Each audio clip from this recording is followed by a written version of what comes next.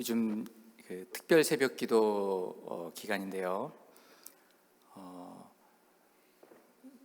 그래서 그런지 평소보다 조금 덜 오신 것 같아요. 아마 새벽에 집중하시기 위해서 저녁에 오늘 안식을 취하시는 것 같은데, 새벽도 사모하고 저녁도 사모하시는 여러분들에게 하나님의 갑절의 은혜가 있기를 축원합니다. 하나님의 말씀 같이 나누겠습니다. 사사기 4장입니다. 사사기 4장 1절로 5절까지의 말씀을,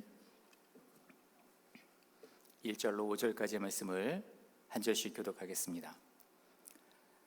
에훗이 죽으니 이스라엘 자손이 또 여호와의 목전에 악을 행하매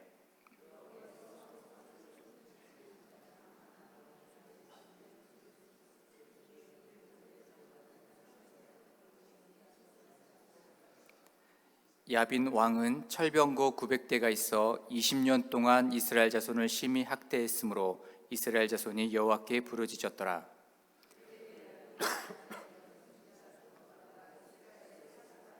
함께 읽겠습니다. 그는 에브라임 산지 라마와 베델 사이 드보라의 종려나무 아래에 거주하였고 이스라엘 자손은 그에게 나아가 재판을 받더라. 아멘.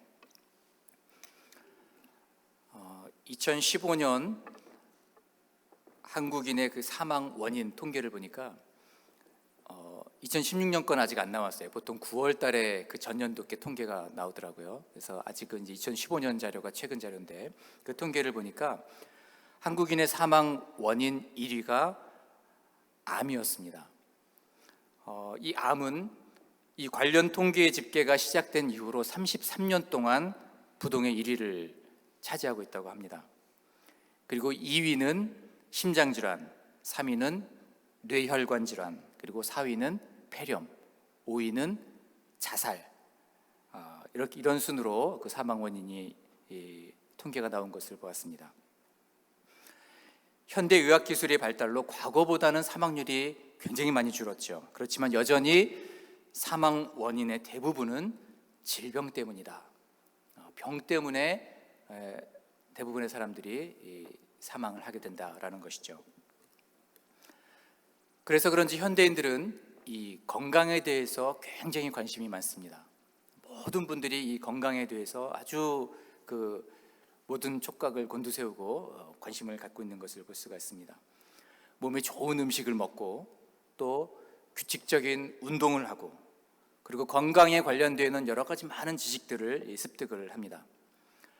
요즘에는 인터넷이 발달이 되어 있다 보니까 조금만 검색해 보면 그 질병에 대한 정보가 굉장히 많이 있는 것을 볼 수 있습니다. 그래서 웬만한 사람은 아주 그냥 초보 돌팔이 의사 정도의 그 의학 정보 수준은 가질 수 있도록 그렇게 정보가 많이 있다는 것이죠. 가끔 저에게 카톡으로 이 건강 관리하는 그런 비결, 이런 그 영상들을 보내주시는 분들이 있습니다. 보면 굉장히 유익한 부분들이 많이 있어요. 뿐만 아니라 때가 되면 건강검진을 통해서 병을 예방하기도 하고요. 그리고 그 병이 더 커지기 전에 조기에 발견을 해서 치료를 하기도 합니다. 그래서 그런지 요즘 그 카톡으로 보내주시거나 또는 유튜브를 보거나 하면은 이 TV에서 건강에 관련되어 있는 그런 프로그램들을 많이 하는 것을 이렇게 방송이 되는 것을 볼 수가 있습니다. 가끔 보면은 그 사람의 신체의 어떤 그 장기 중에 하나를 딱 정해놓고 위면 위, 폐면 폐, 심장이면 심장, 그걸 정해놓고 그것과 관련되어 있는 심장과 관련되어 있는 질환들을 쭉 나열하고 그 질환에 대한 예방법, 이런 것들을 쉽게 설명해주는 그런 프로가 있습니다. 여러 명의 출연진들이 나와요. 그리고 그들이 실제로 건강검진을 해보는 거예요, 병원에서. 그리고 그 결과를 가지고, 실제의 결과를 가지고 그 의사들이 하나하나 이렇게 설명을 해주죠. 그래서 우리가 놓치기 쉬운 작은 증상까지도 자세하게 짚어주면서 어떻게 하면 이 질병을 예방할 수 있는지, 그리고 어떻게 하면 더 건강해질 수 있는지, 그래서 무엇을 먹어야 되고 어떠한 습관을 가져야 되고, 이런 것들을 상세하게 이렇게 알려주는 것을 볼 수가 있습니다. 저는 과거에 그걸 보면서, 그런 그 영상을 보면서 이런 생각을 한번 해봤습니다. 만약에 육체의 질병이 아니라 영혼의 질병을 그렇게 자세하게 설명해 주는 그런 프로가 있다면 어떨까?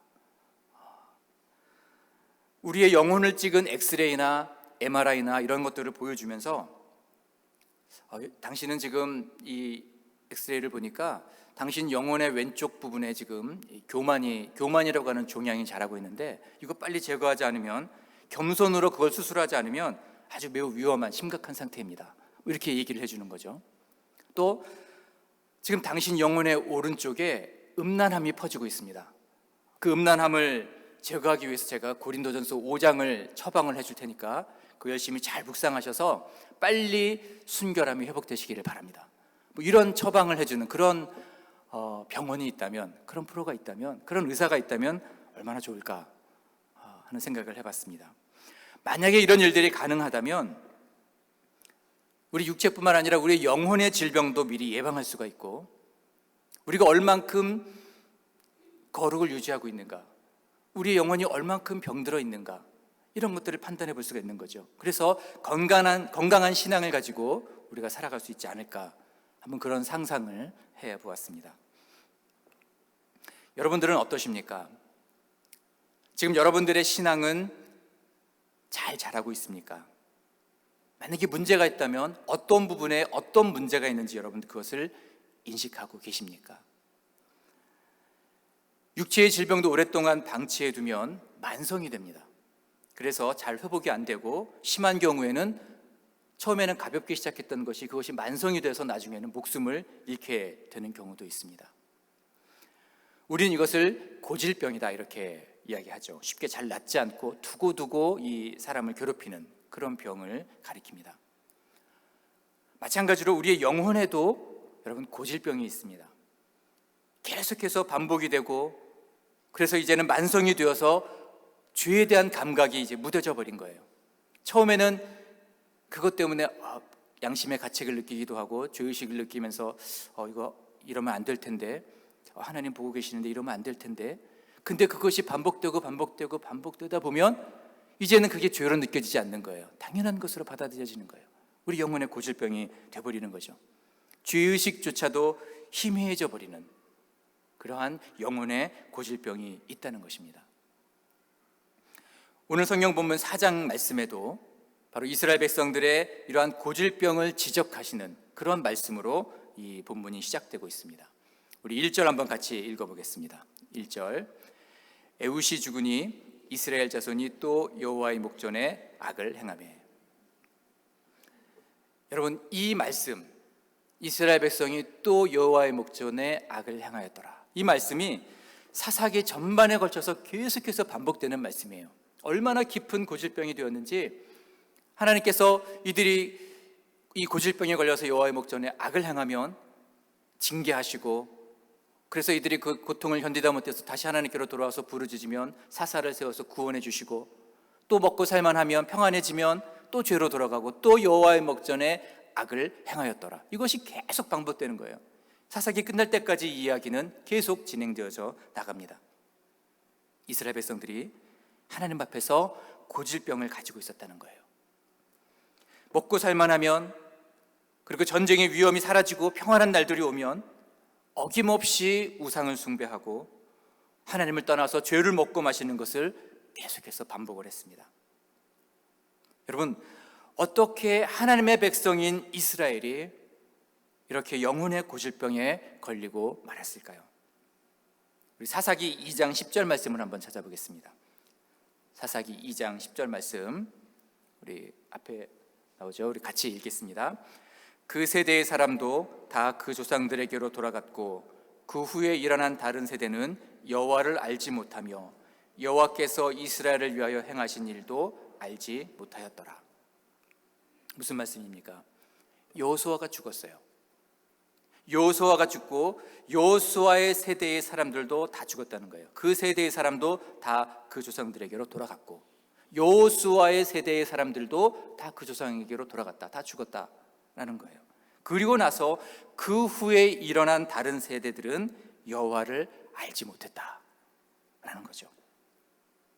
바로 그 여호와를 알지 못하는 그 전 세대가 내가 알고 있는 그 여호와를 다음 세대에게 가르치지 않았기 때문에, 그 하나님의 말씀, 하나님의 그 율례, 그 규례와 그 법도를 그 다음 세대에게 가르치지 않았기 때문에, 그들에게 이 말씀이 중요한 것을 그들에게 가르쳐주고 그것을 말씀을 묵상하도록 도와주지 않았기 때문에 세월이 흘러갈수록 점점 하나둘씩 여호와를 아는 세대는 다 죽게 되고, 결국 여호와를 알지 못하는 세대가 남게 되었다. 여호와를 알지 못하는 세대가 일어났다 라고 말씀하고 있는 것이죠. 여러분, 믿는 자의 자녀로 태어났다고 해서 자동적으로 하나님의 백성이 되는 것이 아닙니다. 한 사람 한 사람 각자 하나님의 말씀으로 거듭나야 돼요. 한 사람 한 사람이 인격적으로 주님을 만나야 돼요. 그들의 믿음으로 예수 그리스도를 나의 주로 고백하고 한 사람 한 사람이 하나님 앞에서 구원을 받게 된다는 것이죠. 여러분, 아버지가 플루샷에 맞았다고 해서 아들이 감기에 걸리지 않느냐? 그게 아니라는 거예요. 아들도 한 사람 한 사람이 다 주사를 맞아야 돼요. 그래야지 그들 안에 면역력이 생깁니다. 마찬가지로 인간의 이 죄악된 습성은 아버지가 잘 믿었고, 아버지가 성령을 체험했고, 아버지가 용서를 받았고 성령을 받았다고 해서 자동적으로 그것이 해결되는 것이 아니라는 거예요. 물론 부모가 자식에게 영향력을 미칠 수 있습니다. 신앙의 본을 보일 수가 있습니다. 그래서 그 부모를 보고 자녀들이 나도 하나님을 만나야 되겠구나, 나도 주님을 인격적으로 만나야 되겠구나, 나도 내 믿음으로 그 말씀대로 주님을 나의 주로 고백하고 그 말씀을 붙잡고 말씀대로 살아야 되겠구나, 부모를 통해서 그것을 배울 수는 있어요. 그렇지만 결국 내 믿음으로 그것을 고백해야 된다고 하는 것이죠. 부모의 믿음만으로 자동적으로 자녀들이 변화되는 것은 아니라는 것입니다. 한 사람 한 사람 각자 하나님의 말씀으로 변화가 되어야 한다는 것입니다. 여러분, 제가 목회의 길을 걷고 있지만 그렇기 때문에 저희 아이들이 자동적으로 믿음이 좋은 그런 신앙인으로 자랄 수 있을 것이다 라는 그런 보장을 할 수가 없습니다. 어느 누구도 그것을 보장할 수가 없어요. 아빠가 목사이기 때문에 자녀들이 당연히 구원을 받게 될 것이다, 어느 누구도 보장할 수가 없다는 것이죠. 그렇기 때문에 저는 우리 아이들이 엄마 뱃속에 있을 때부터 하나님, 우리 아이들이 신실한 믿음을 가질 수 있도록 도와주세요.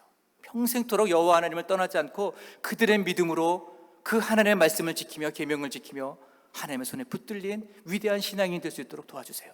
저는 우리 아이들이 엄마 뱃속에 있을 때부터 지금까지 쉬지 않고 그 기도를 하고 있습니다. 그리고 계속해서 우리 아이들에게 하나님의 말씀을 가르치려고 노력해요. 말씀을 읽게 하고 하나님이 어떤 분이신지 알게 하려고 노력하고 있습니다.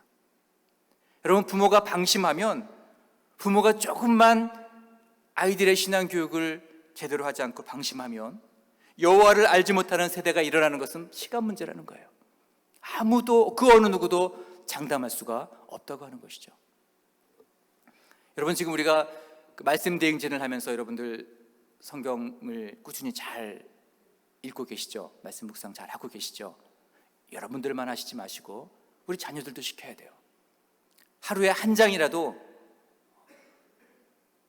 몇 구절이라도 매일매일 영혼의 꼴을 먹을 수 있도록 하나님의 그 말씀을 그들이 자기의 입술로 고백하고 자기의 눈으로 읽고 영혼에 그 말씀이 새겨질 수 있도록, 말씀에 끊임없이 자녀들이 노출될 수 있도록 해야 된다는 거예요. 그렇게 하지 않으면 어느 순간에 여호와를 알지 못하는 세대가 우리 자손들 가운데서 일어나게 될지 알 수 없다는 것이죠. 여러분, 이것이 바로 이스라엘의 문제였습니다. 여호와를 알지 못하기 때문에, 하나님의 말씀을 듣지 못했기 때문에, 말씀이 없기 때문에 그들은 유혹이 올 때에 쉽게 넘어져 버리고 말았습니다. 이방신들이, 이방 우상들이 다가왔을 때 쉽게 그것을 붙잡아 버리고 말았어요. 죄를 분별할 수 있는 그런 기준이 없기 때문에 말씀에 따라서 이것이 죄고 이것이 죄가 아니라는 것을 분별할 수 있는 그런 기준이 없어져 버렸기 때문에 그들은 여호와의 목전에서 악을 행할 수밖에 없었다는 것이죠. 겉은 이스라엘 백성이지만 그러나 속은 이방인들과 다를 바가 없어져 버렸다는 것입니다. 그래서 결국 여호와의 목전에서 악을 행하는 그러한 고질병이 되어 버렸다고 하는 것입니다. 여러분, 그럴 때마다 이 사사기 전체에서 이스라엘 백성들이 이렇게 여호와의 목전에서 악을 행하는 이 영혼의 고질병에 걸릴 때마다 하나님께서 어떻게 하셨습니까? 어떤 반응을 하나님께서 보이시죠? 여호와 하나님께서 이스라엘 백성들을 보호하시고 붙들고 있었던 그 손을 놓아버리시는 거예요. 그들이 사사가 일어나고 태평한 시대가 오게 되고 평안하게 잘 먹고 자고 아무런 걱정, 염려, 근심이 없었을 때 사실은 그게 하나님의 손이 붙들고 있었기 때문이었는데 내가 잘나서 그렇게 된 줄 알았던 거예요. 그래서 여호와의 목전에 또 악을 행하니까 하나님께서 그 손을 다시 놔버리신 거예요. 여러분, 하나님의 백성은 원래 하나님이 붙들어 주셔야지만 살 수 있는 그런 존재입니다. 하나님의 특별한 보호하심이 없이는 우리는 세상에서 단 한순간도 살 수가 없습니다. 물고기가 물을 떠나서 살 수 없는 것처럼 하나님께서 그 손으로 우리를 붙잡아 주시지 않으면 우리가 살 수 없도록 그렇게 만드셨어요. 창조의 원리가 바로 그거예요. 우리 그렇게 만드셨다는 거예요. 여러분, 우리가 느끼고 있든지 느끼고 있지 못하든지 간에 상관없이 여러분, 우리 힘으로 오늘 하루를 살았던 사람은 이 중에 아무도 없습니다. 우리의 생명을 부지하고 오늘 이 순간 여기까지 우리의 힘으로 온 사람은 단 한 사람도 없다는 거예요. 하나님께서 그 손으로 여러분을 붙들어 주셨기 때문에, 그 권능의 손으로 악이 여러분들을 해하지 못하도록, 사단이 여러분들을 방해하고 붙잡고 빼앗지 못하도록 붙들어 주셨던 그 손이 있었기 때문에 여러분들이 오늘 여기까지 올 수 있었다고 하는 것이죠. 우리에게는 늘 세심한 손길로 보호하시고 붙들어 주시는 여호와 하나님의 손이 있다는 거예요. 그러나 우리가 하나님의 그 손길을 거부해버리고 말씀대로 살지 않았을 때에, 여호와의 목전에서 악을 행하고 그것이 반복되어지고 그것이 고질병이 되어버렸을 때에 때로는 하나님께서 우리를 붙들고 있던 그 손을 놓아버리신다는 거예요. 일시적으로 그 손을 놓아버리신다는 거예요. 여러분, 이것은 저주가 아니에요. 결코 저주가 아니에요. 하나님께서 일시적으로 그 손을 놓아보심으로 말미암아 우리를 다시 돌아오게 하시려는 여호와 하나님의 그 사랑의 채찍이라고 하는 것이죠. 오늘 본문 2절 말씀을 보면 하나님께서 여호와의 목전에서 악을 행했던 이스라엘 백성들에게 그들을 향해 붙잡고 있었던 손을 놓아버리시는 것을 볼 수가 있습니다. 2절 말씀을 보시면 하나님께서 가나안 왕 야빈의 손에 이스라엘 백성들을 파셨다고, 하나님이 그들을 팔아버리셨다고 그렇게 기록되어 있습니다. 무슨 뜻입니까?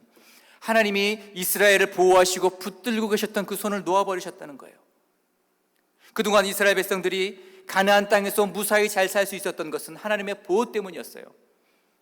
하나님께서 홍해를 건너게 하셨고 40년간 광야에서 보호하셨고 요단강을 건너서 가나안 땅을 정복할 수 있도록 도와주셨던 그것은 하나님이 붙들고 계셨던 그 손 때문에, 그 보호하심 때문이었다는 것이죠.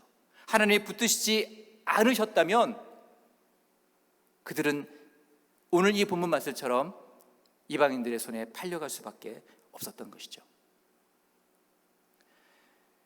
여러분, 이 세상은요 항상 끊임없이 악한 방향으로 흘러가려고 하는 그런 습성을 가지고 있습니다. 인간의 범죄함으로, 타락함으로 말미암아 이 세상은 끊임없이 죄악을 향해서 달려가려고 하는 그런 습성이 있어요. 그것이 우리의 본성이에요. 그런데 우리가 평소에 그 방향으로 가지 않고 이렇게 여러분들이 이 자리에 나와서 하나님을 바라보고 예배하고 찬양하고 기도하고 말씀을 들을 수 있는 그 이유는 하나님께서 붙들고 계시기 때문이에요. 그러나 하나님께서 그 붙들고 있던 그 손을 놓아버리시면 우리는 다시 악한 방향으로 갈 수밖에 없습니다. 마치 우리가 이 고무줄을 길게 잡아다녔다가 이 손을 놓아버리면 다시 그 탄성 때문에 원래 그 자리로 돌아가는 것처럼 하나님께서 우리를 죄악 가운데서 건지셔서 이렇게 붙들고 계시는데 이 손을 살짝 놔도 우리는 다시 죄악을 향해서 속히 빠르게 달려갈 수밖에 없는 그런 습성이 우리 가운데 있다고 하는 것이죠. 여러분, 하나님께서 이 손을 놓아버리시자 가나안 왕 야빈은 기다렸다는 듯이 철병거 900승을 이끌고 이스라엘을 쳐들어왔습니다. 그리고 자그마치 20년 동안이나 이스라엘 자손들을 심히 학대했다고 성경은 그렇게 기록하고 있습니다. 하나님이 붙들고 계신 그 손을 놓으면 이 하솔왕 야빈처럼 사단은 언제든지 집어삼키려고 기다리고 있어요. 대기하고 있어요. 24시간 그들은 쉬지도 않고 기다리고 있어요. 그래서 굶주린 사자처럼 그 손이 놓아지기가 무섭게 달려들어서 우리를 삼켜버리려고 한다는 것이죠. 여러분, 오늘 이스라엘 백성들에게 하나님께서 이러한 고통을 허용하신 것은 이스라엘 백성들에게 가르치시고 싶으셨던 것이 있었어요. 그들을 회복시키기를 원하셨어요. 그들이 깨닫고 돌아오기를 원하셨어요. 왜 하나님께서 이스라엘을 붙들고 계셨던 그 손을 놓아버리셨는가? 하나님의 도움이 없이는 이 세상에서 단 하루도 살 수 없다는 것을 깨닫게 하시기 위해서였어요. 지금까지 편안하게 살았던 것은 내 힘이 아니었다는 거예요. 다른 사람의 도움 때문이 아니었다는 거예요. 하나님 도움 때문에, 하나님 붙드신 그 손 때문에 내가 여기까지 왔구나. 그것을 깨닫게 하시도록, 내가 하루라도 이 세상에서 편안하게 살 수 있는 것은 내 입에 밥이 들어오고 내 가족이 무사하게 편안하게 살아가는 것은 내가 잘나고 똑똑해서가 아니라는 거예요. 나의 불순종과 나의 교만에도 불구하고 하나님의 은혜의 손을 거두지 않고 간섭하고 계시기 때문에 우리 가정이 편안하고 내 자녀들이 편안하고 우리가 오늘 여기까지 올 수가 있었다는 것이죠. 그러나 우리가 이스라엘 백성들처럼 그 말씀을 떠나고 죄악 가운데 돌이키지 않으면 우리도 이런 고통을 당할 수밖에 없는 것이죠. 하나님은 그것을 이스라엘 백성들에게 깨닫게 하시길 원하셨어요. 그것을 깨닫고 돌아오게 하도록 하시기 위해서 하나님께서 적들의 공격을 일시적으로 허용하셨다는 것이죠. 결국 이스라엘 백성들은 20년을 버팁니다. 그 하나님의 손길을 놓아버린 그 상태에서 하루라도 견딜 수 없었을 텐데 그들은 20년을 버텨요. 버틸 때까지 버텨요. 그게 인간의 습성이에요. 끝까지 버티고 버티다가 결국은 두 손을 들고 부르짖고 하나님 앞에 나오는 것을 볼 수가 있습니다. 그때 하나님께서 사사한 사람을 일으키십니다. 부르짖고 나오니까 그때 하나님께서 됐다. 너희가 그걸 깨닫고 다시 돌아왔으니까 됐다. 그러면서 사사한 사람을 일으키셨는데 그게 바로 오늘 보면 4절에 나오는 랍비돗의 아내 여선지자 드보라였습니다. 여러분, 하나님께서 이 어려운 때를 대비해서 준비하신 사람은 다른 사람이 아니었어요. 주부 출신, 평범한 주부 출신의 여선지자 드보라였습니다. 그 앞에 나왔던 온니엘이나 에훗이나 삼갈이나 또 그 뒤에 나오는 다른 기드온이나 다른 모든 사사들은 그들이 직접 칼을 들고 이스라엘 백성들을 괴롭히는 대적들과 맞서서 싸웠던 그런 사사들이었어요. 직접 싸워서 이스라엘 백성들을 그 어려움 가운데서 건져냈었습니다. 그런데 드보라는 주부 출신이에요. 여인이에요. 하나님께서 드보라를 통해서 하신 일은 직접 뛰어들어서 싸운 것이 아니라 오직 말씀으로 한 사람 한 사람을 일으켜 깨우는 거예요. 하나님을 떠난 것이 얼마나 큰 죄악인지, 우리가 다시 회복되기 위해서는 어떻게 하나님께로 돌아가야 되는지 한 사람 한 사람을 말씀으로 깨우치는 그 역할을 이 드보라가 했다는 거예요. 그 후에 드보라가 직접 싸우지 않고 바락이라고 하는 사람을 일으켜서 이스라엘 백성들 10,000명을 모아서 결국은 이 하솔왕 야빈을 물리쳐 이기게 되죠. 직접 싸운 것이 아니라 사람을 세워서 일으킵니다. 하나님 말씀을 선포하고 하나님 말씀은 이런 거야. 이렇게 하나님 말씀을 의지하면 다시 우리 회복될 수 있어. 그걸 가르치고 사람들이 일어나서 하나님께로 돌아올 수 있도록, 직접 나가서 그 말씀에 의지해서 싸울 수 있도록 그렇게 동기를 부여하고 말씀을 가르치고 세워주는 역할을 이 드보라가 했다고 하는 것이죠. 우리 5절 말씀 한번 같이 읽어보겠습니다. 5절. 그는 에브라임 산지 라마와 베델 사이 드보라의 중류나무 아래에 거주하였고 이스라엘 자손은 그에게 나아가 재판을 받더라. 여러분, 여기서 말하고 있는 이 재판은요, 오늘날처럼 이렇게 법원에서 법관들이 있고 변호사가 있고 검사가 있고 이런 재판이 아니었어요. 이거를 요즘 말로 번역을 하면 아마 상담이라고 하는 그런 단어로 번역하는 게 가장 적절할 거라고 생각합니다. 어려운 문제를 가지고 나오는 그 한 사람 한 사람들에게, 죄악으로 인해서 신음하고 죄에 빠져서 서로 다투고 분쟁이 일어나고 이렇게 어려움 가운데 있는 이 사람들에게 하나님 말씀으로 눈을 돌릴 수 있도록, 말씀 안에서 그 해결의 실마리를 찾을 수 있도록 도와주는 역할을 이 드보라가 했다는 거예요. 그런 상담의 역할, 그것을 이 드보라가 이 드보라의 종려나무 아래에 거주하면서 그렇게 이스라엘 백성들을 한 사람 한 사람 일으켜 깨우는 그런 역할을 감당했다고 하는 것이죠. 여러분, 하나님의 말씀에 붙들려서 그 말씀에 바로 서 있는 이 한 사람 드보라를 일으켜서 하나님은 어려움에 처한 사람들, 죄악 가운데 빠져있는 그 사람들, 하나님 말씀을 떠나서 여호와의 목전에서 악을 행하며 죄를 먹고 마셨던 그 사람들을 말씀으로 가르치고 그들의 고질병이 무엇인지, 그들의 영혼에 어떠한 문제가 있는지 그것을 깨닫게 해서 다시 하나님께로 돌아오게 하셨다는 것입니다. 여러분들이 이런 역할들을 감당하는 자가 되기를 원합니다. 여러분들이 하나님 말씀 위에 이 드보라처럼 견고하게 서서 날마다 말씀을 깊이 묵상하고 그 말씀이 내 영혼에 들려짐으로 말미암아 내 영혼이 살아 깨어나서 하나님의 그 보호하심의 그 손길에 붙들려서 죽어져가는, 고통받고 있는, 신음하고 있는 한 사람 한 사람을 일으켜 깨우는 그런 역할들을 여러분들이 감당하시기를 간절히 소원합니다. 여러분의 자녀들을 여호와를 알지 못하는 세대가 되도록 내버려 두지 말고 그들에게 이 드보라처럼 말씀을 가르치고 깨우쳐서 하나님께로 돌아오게 하는, 회복시키는, 하나님을 만나게 하는 그런 역할들을 여러분들 감당하시기를 바랍니다. 여러분, 드보라는 직접 칼을 들고 싸운 전사가 아니었습니다.